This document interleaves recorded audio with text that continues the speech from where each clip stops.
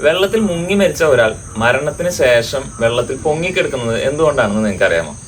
അതിന് പിന്നിലെ സയൻസ് നമുക്കൊന്ന് നോക്കാം. നമുക്കറിയാം, നീന്തൽ അറിയാത്ത ഒരാള് വെള്ളത്തിൽ ഇറങ്ങിക്കഴിഞ്ഞാൽ അവര് സാധാരണ മുങ്ങിപ്പോവാണ് ചെയ്യുക.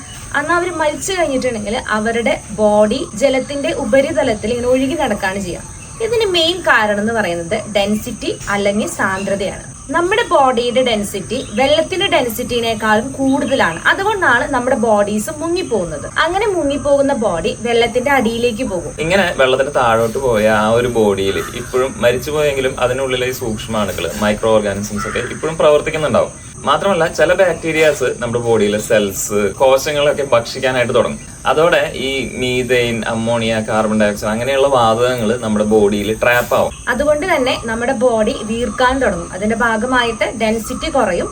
അങ്ങനെയാണ് നമ്മുടെ ബോഡി ഉപരിതലത്തിൽ വന്നിട്ട് ഇങ്ങനെ ഒഴുകി നടക്കുന്നത്. ഇതുപോലെയുള്ള ഇൻട്രസ്റ്റിംഗ് ഫാക്ട്സ് അറിയുന്നതിനായിട്ട് ഈ പേജ് ഒന്ന് ഫോളോ ചെയ്ത്